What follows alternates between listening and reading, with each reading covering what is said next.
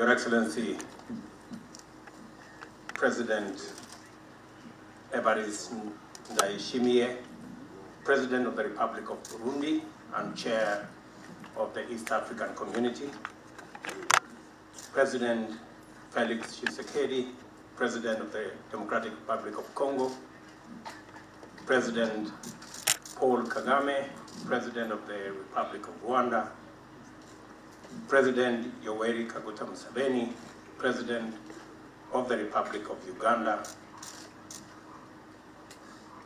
Your Excellency Uhuru Kenyatta, facilitator of the Nairobi process and former President of the Republic of Kenya, representative of the United Nations present, the AU present, all other distinguished participants, distinguished delegates, ladies and gentlemen, on behalf of the Republic of Kenya, it's my honor to address you this morning, and also that of the government of Kenya and the people of Kenya, as we host this third inter-Congolese dialogue. I welcome and commend all the participants for attending this very critical meeting that presents an opportunity to seize history and turn the tide towards seeking a lasting solution for the challenges we have in our region. I am encouraged by the progress made so far in facilitating dialogue, negotiations, and the peaceful resolution of conflict in our brotherly neighbor and brotherly country, the Democratic Republic of Congo. This effort and the promising start is significant due to the support and dedication of the chairperson of the East African Community, His Excellency Evariste Ndayishimiye, President of the Republic of Burundi, towards the restoration of peace and stability in Eastern DRC. It is important that we also appreciate with gratitude the role played by His Excellency Uhuru Kenyatta as he continues to play the role as Chief Facilitator of the Nairobi process. Mr. President, I salute your credentials as you champion peace in our region, and in particular with regards to the inter-Congolese consultative framework. These shared values of the foundation of the East African Community also anchor the strong bonds of connecting the nations and people of our greater community. It is self-evident fact that our region is united by a common yearning for peace, hope for unity, quest for opportunity, and desire for shared prosperity. The people of Kenya are deeply invested in the destiny of our brothers and sisters throughout this region, and as a government, it is our duty to actualize their aspirations by participating in frameworks that enhance our collective prospects of peace, security, social, and economic progress. Kenya commends you, Your Excellency President Felix Tshisekedi, for your sustained dedication and commitment to peace and the determined effort you have invested in endeavors to find a lasting solution to the security situation in the Eastern DRC. My government assures you, Your Excellency, and the people of the Democratic Republic of Congo, as well as the entire East African region and Africa at large, of Kenya's unwavering support and of our determination to stay this course together until the job is done. Mr. President, you are not alone, and I want you to let our brothers and sisters in the DRC to know that they are not alone. The inescapable tie of geography ties us together in the East Africa like Siamese twins. So long as DRC knows no peace, prospects for prosperity for the rest of EAC and Africa will remain dim and irreversible. Instability and insecurity in the DRC will be relentless in undermining human development and holistic progress in and beyond the Great Lakes region. It is not only limiting the potential of our region in terms of trade and investment, but also denigrating the dignity of our people, causing suffering, displacement, and death. In a world of 8 billion people with unrelenting climate change threats, the people of Africa cannot afford to seek help from beyond before exhausting our own proprietary innovative solutions. African solutions are closer at hand given the scope of economic opportunities of 1 billion Africans and vast underexploited physical and human capital. The state of the world behoves us to pull together and pull ahead, the odds notwithstanding. This is why we have taken a decisive position as heads of state of the EAC to do everything possible to find a lasting peaceful solution to this conflict. And I dare say we will not relent. We shall seize every opportunity that comes our way to collaborate in enhancing our capacity of transformative collective action. Towards this end, we shall seek to enhance our bonds of fraternity, purposeful friendship, and strategic cooperation for the mutual benefit of all our people. The security situation in Eastern DRC continues to be a source of great concern.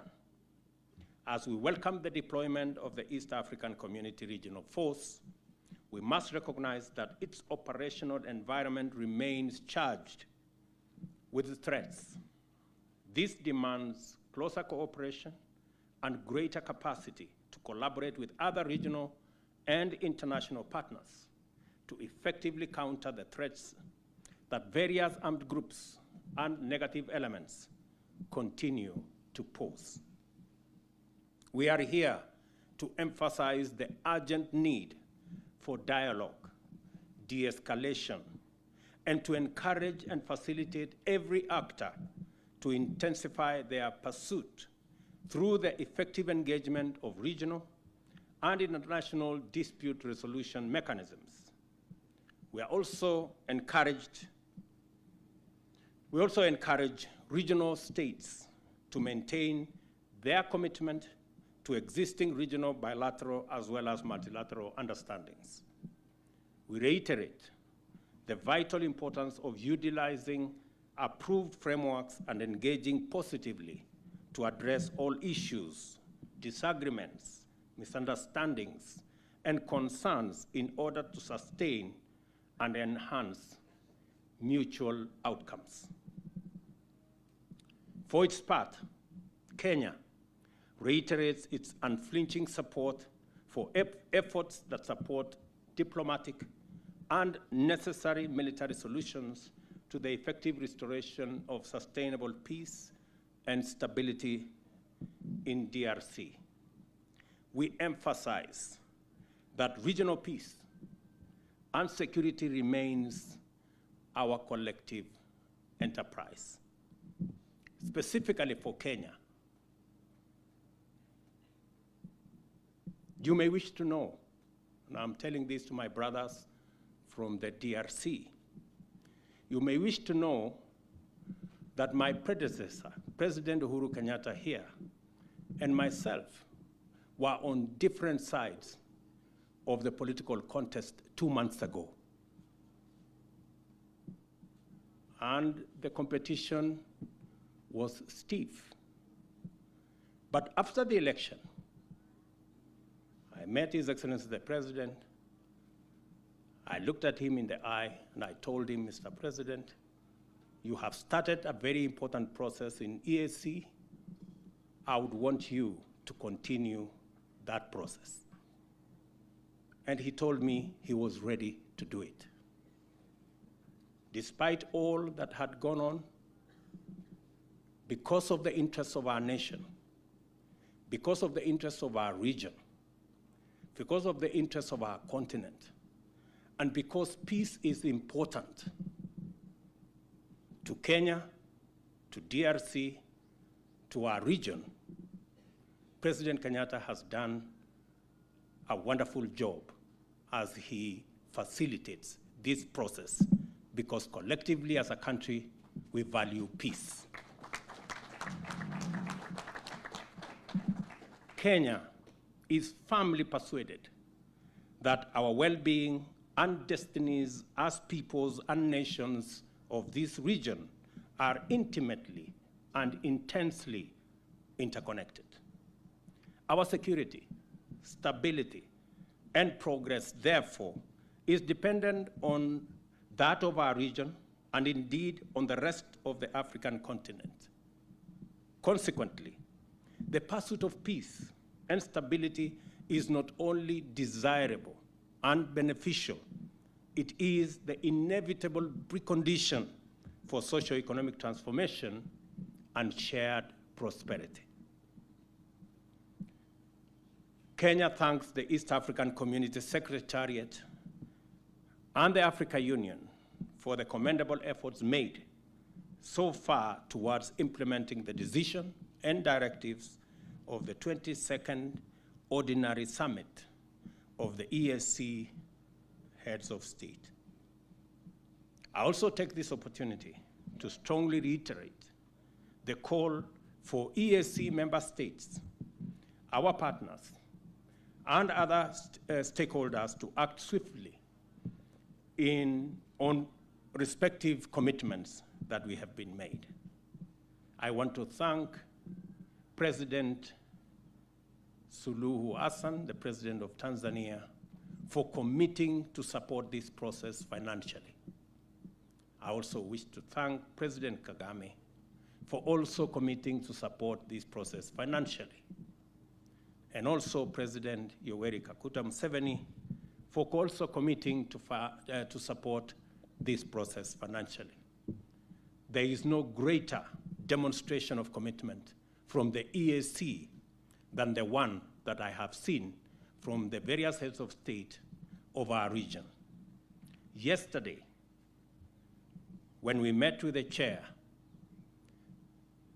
of our EAC, we decided to call all the other colleagues in this region, and all of them have set aside their schedules to be able to attend this meeting, even if virtually. It demonstrates the political goodwill that we have mobilized for the sake of peace in DRC, because peace in DRC is peace in our region.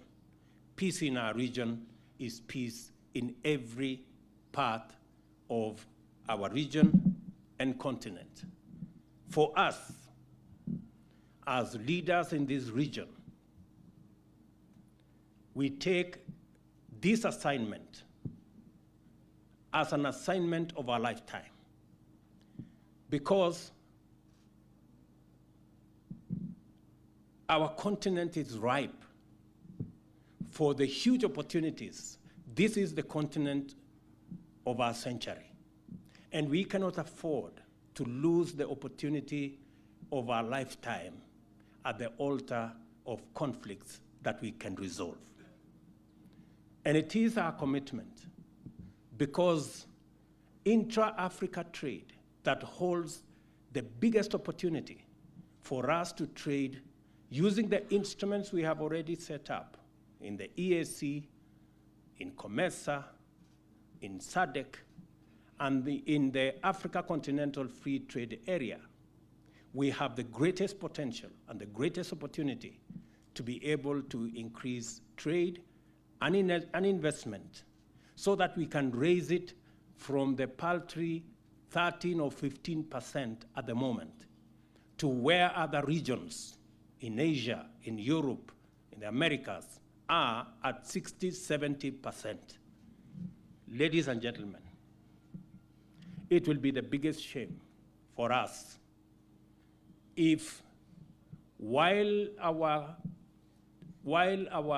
brothers and sisters elsewhere in the globe are holding huge conferences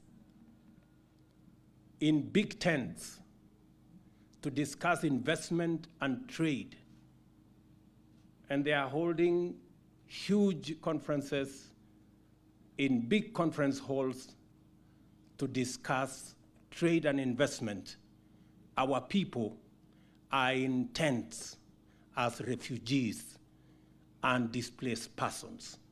It will be an indictment on us, the leaders of this continent. And that is why this assignment is an assignment we must not fail to discharge and to resolve.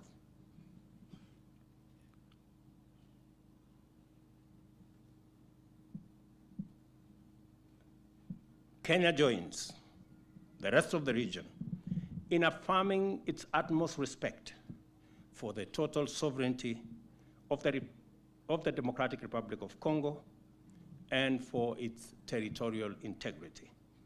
I also reiterate the full expectation that the East African Community Regional Force will support and complement the armed forces of the Democratic Republic of Congo in stabilizing and restoring law and order in Eastern DRC.